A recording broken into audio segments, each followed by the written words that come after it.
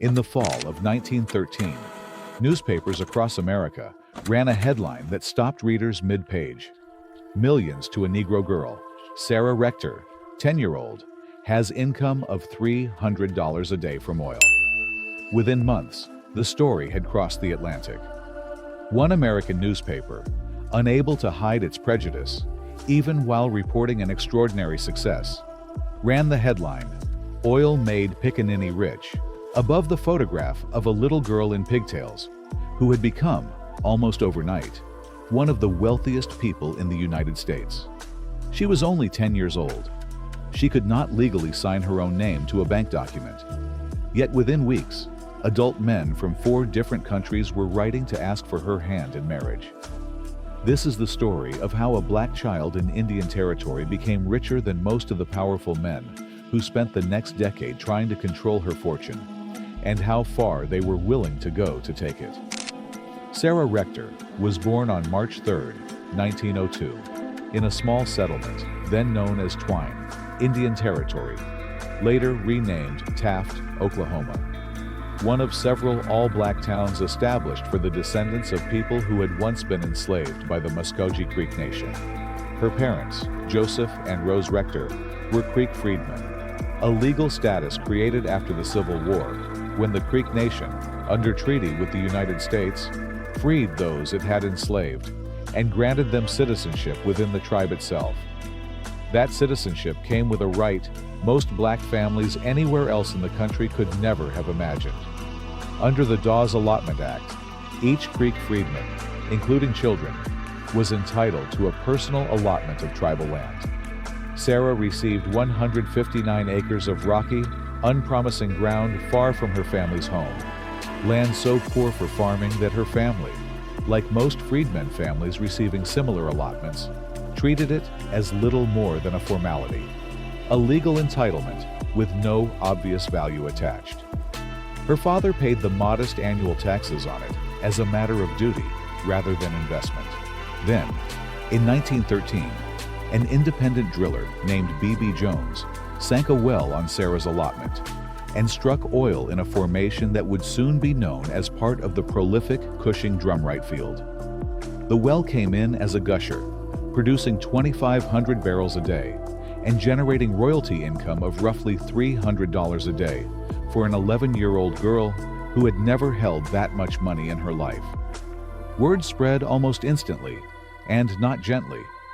Newspapers dubbed her the richest Negro girl in the world, running headlines that treated her wealth as a novelty act, rather than a financial reality that now required careful, serious legal protection.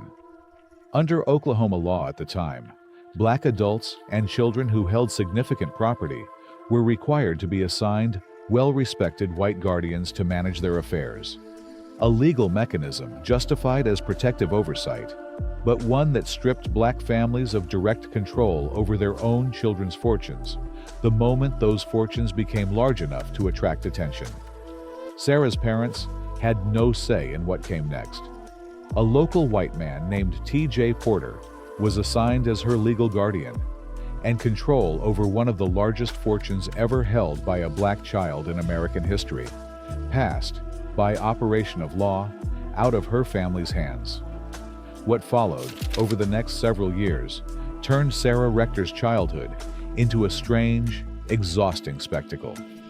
Letters poured in from strangers around the world, requests for loans, appeals for charity, and, most unsettling of all, marriage proposals from adult men who had done the math and concluded that marrying an 11-year-old girl was an acceptable price for access to her fortune. Reports circulated of at least one proposal from a group of men overseas who explicitly framed the arrangement as a way to share her fortune, language that made their intentions plain enough that black newspapers across the country covered the story with open alarm. The danger wasn't limited to unwanted letters. Sarah was far from the only Creek freedmen child suddenly sitting on valuable land, and in her own hometown of Taft, 2 young siblings named Stella and Herbert Sells, ages 10 and 12, and freedmen landowners themselves, were murdered when a white man and an accomplice placed dynamite beneath their bedroom and detonated it, apparently in pursuit of their family's allotment.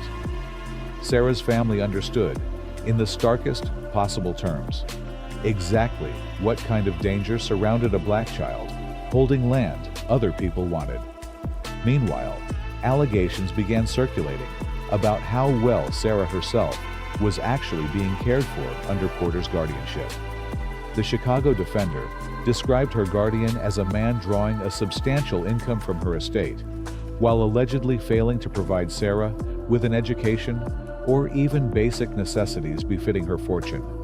Reports claiming she went without shoes and without formal schooling, despite controlling assets worth well over $1 million. W.E.B. Du Bois and The Crisis, the NAACP's official publication, took up her case directly, using Sarah's guardianship as a public example of how black children's wealth was being systematically siphoned off under the guise of protective white oversight.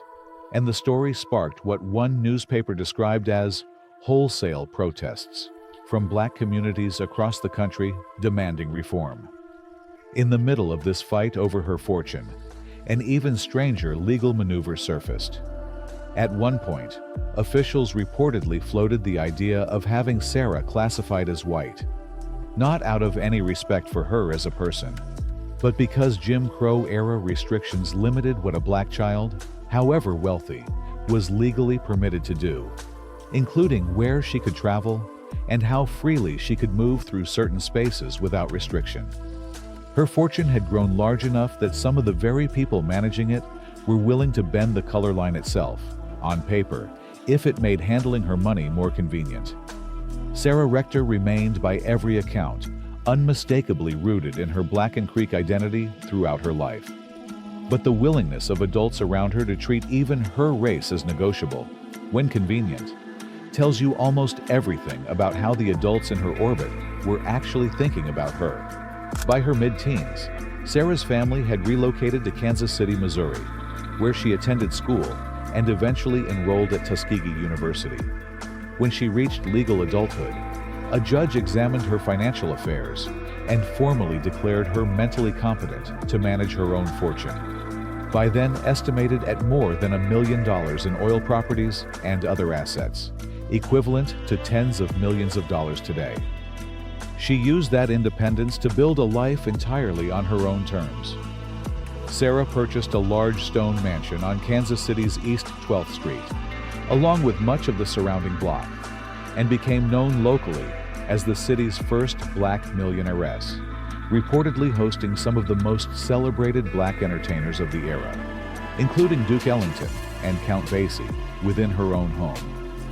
For a woman whose childhood had been treated as a national curiosity, Rector Mansion became something closer to a rebuttal.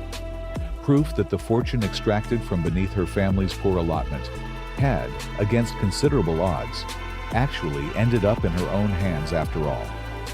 Her later years were quieter than her extraordinary childhood, and by some accounts, mismanagement and the ordinary erosion of a fortune spread across decades diminished her wealth considerably before her death. Sarah Rector died on July 22, 1967 in Kansas City, and was buried back in Taft, Oklahoma, in the small Blackjack Cemetery near the community where her story had begun. She was 65 years old, and for most of the following decades, her name faded almost entirely out of mainstream American history, even as it remained a point of local pride within freedmen and Oklahoma black communities who never stopped telling it. In 1913, the world saw Sarah Rector as a headline. Some saw a fortune. Others saw a child they believed they could control.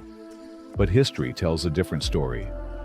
More than a century later, Sarah Rector's life reminds us that wealth alone could not shield a black child from prejudice, exploitation, or the pressures of her time.